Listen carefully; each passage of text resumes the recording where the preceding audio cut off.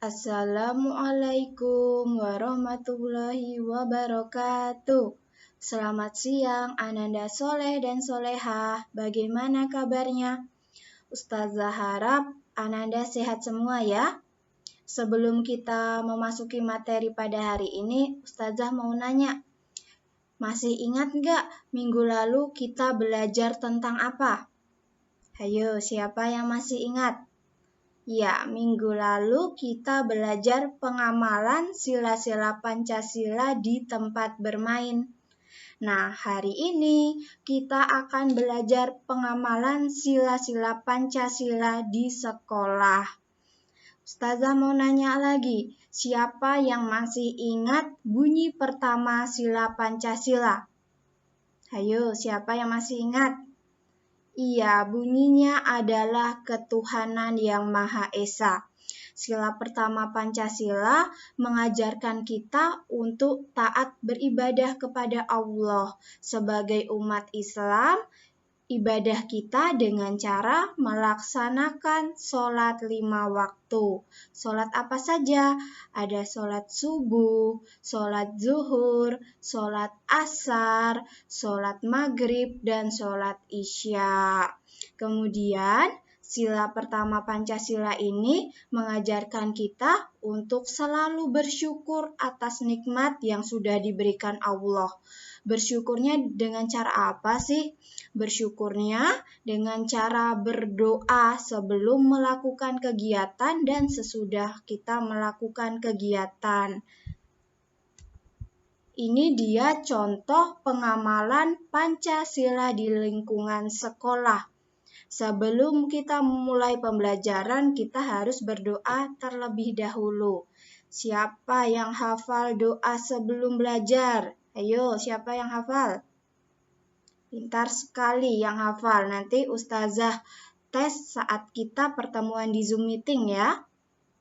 Kemudian sebelum makan, kita juga harus berdoa. Untuk apa? Untuk mensyukuri nikmat yang sudah Allah berikan.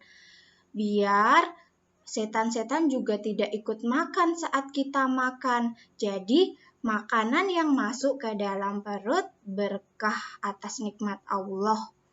Kemudian jangan lupa sebagai umat muslim kita harus melaksanakan sholat.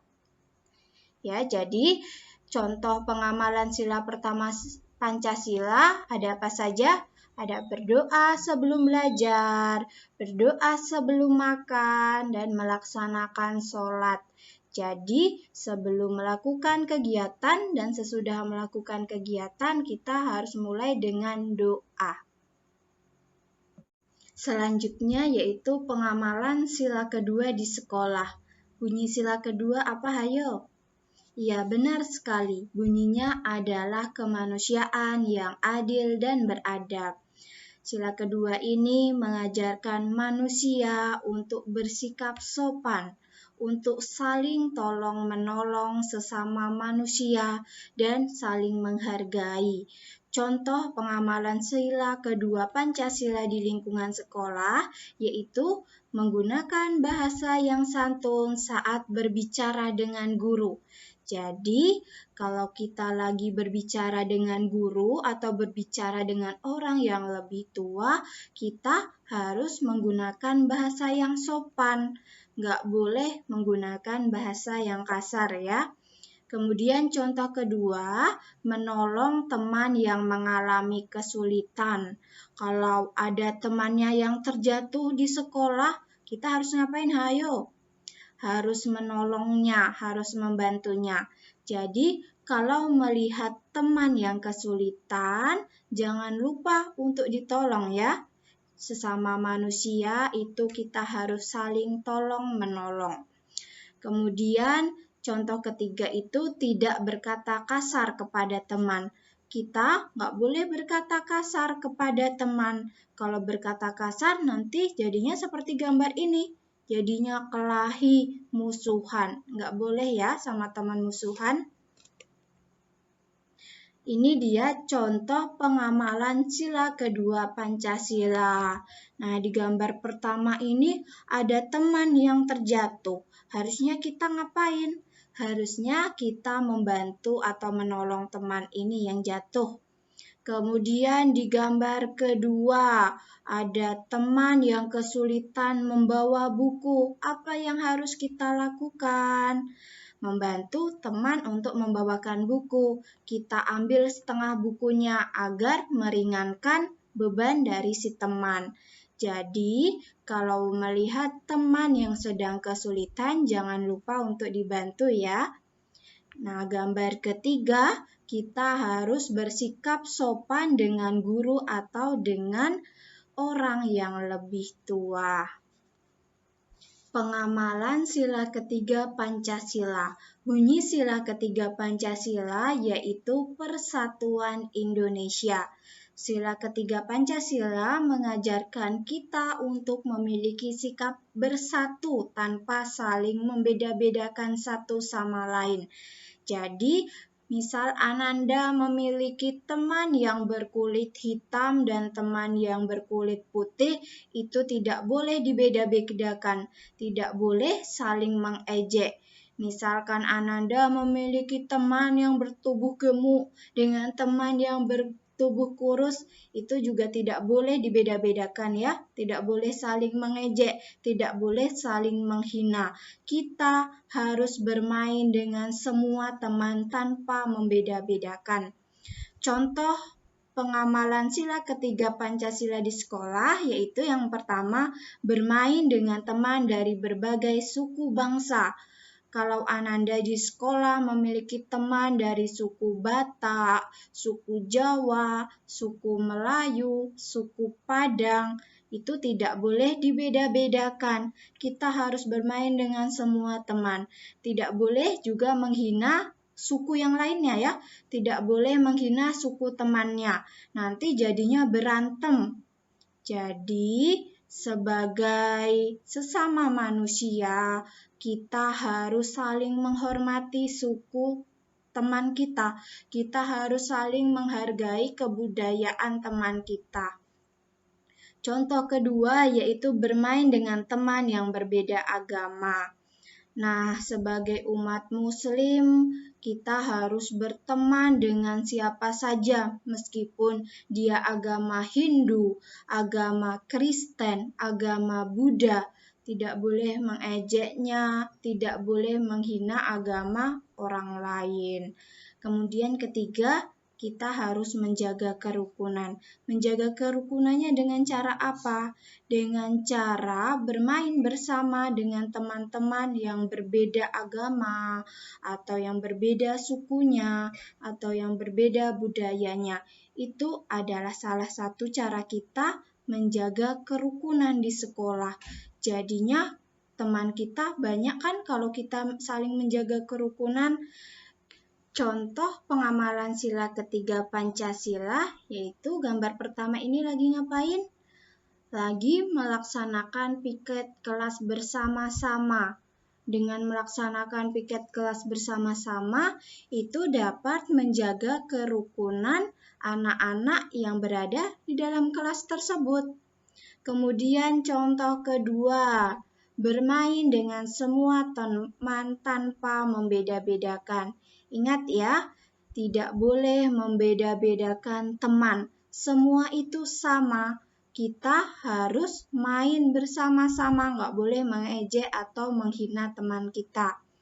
Kemudian contoh ketiga ini lagi ngapain? Ayo, lagi melaksanakan upacara. Kalau Ananda lagi upacara, itu tidak boleh main-main ya. Upacara itu harus dilaksanakan dengan tertib, dengan serius. Selanjutnya yaitu pengamalan sila keempat Pancasila. Bunyi sila keempat ada yang masih ingat?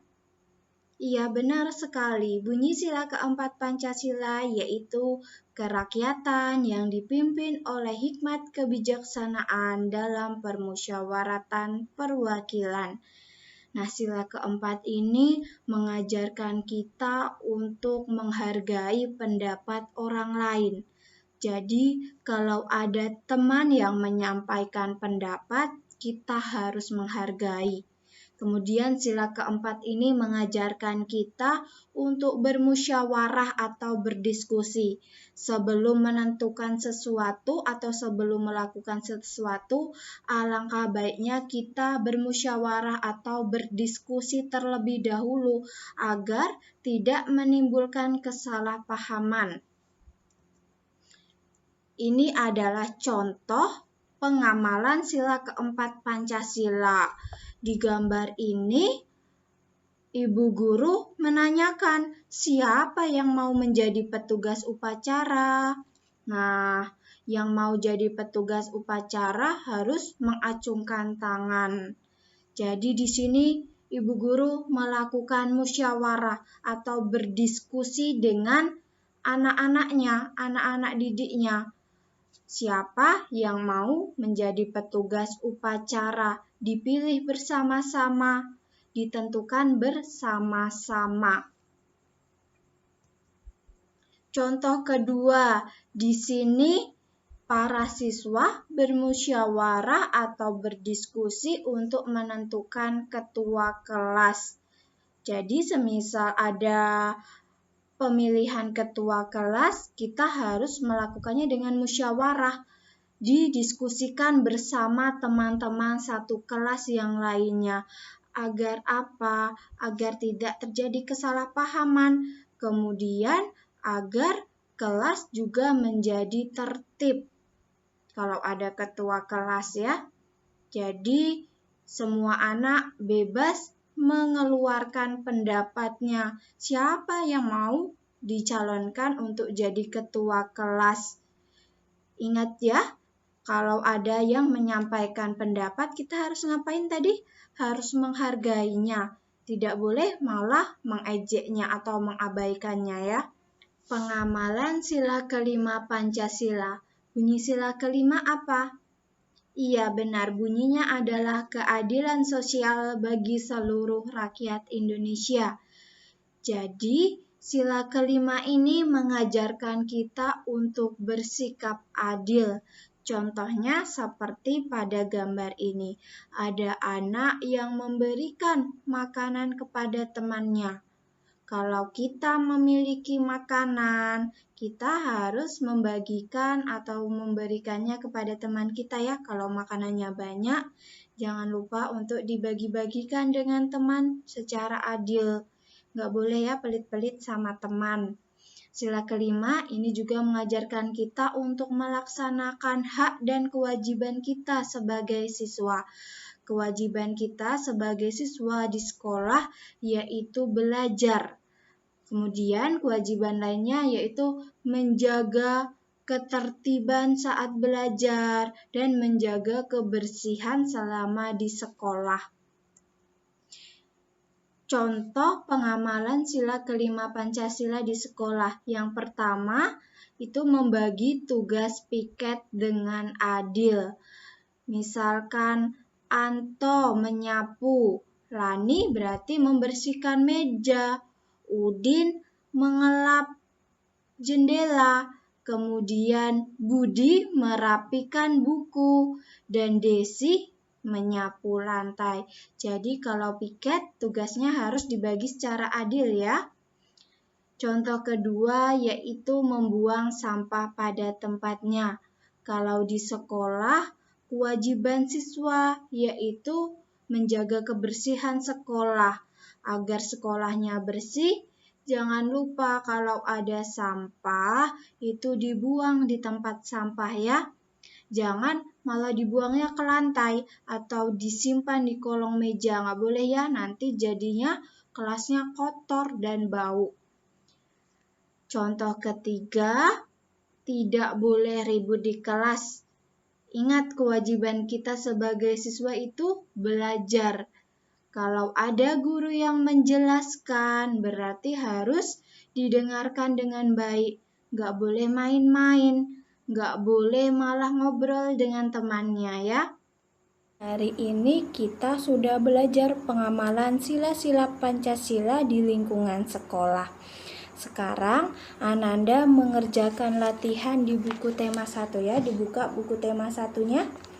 Halaman 126. yang ini. Dikerjakan yang ini dan yang ini. Kalau yang di bawah ini yang sesuai dengan sila ketiga diceklis di bagian sesuainya. Kalau yang tidak sesuai diceklis di bagian yang tidak sesuai. Paham ya? Jika tugasnya sudah selesai, nanti difotokan kemudian dikirimkan di Google Classroom. Sekian pembelajaran kita pada hari ini. Ananda tetap semangat ya belajarnya di rumah. Semoga virus corona cepat hilang biar kita bisa belajar di sekolah. Ustazah tutup pembelajaran pada siang hari ini. Wassalamualaikum warahmatullahi wabarakatuh.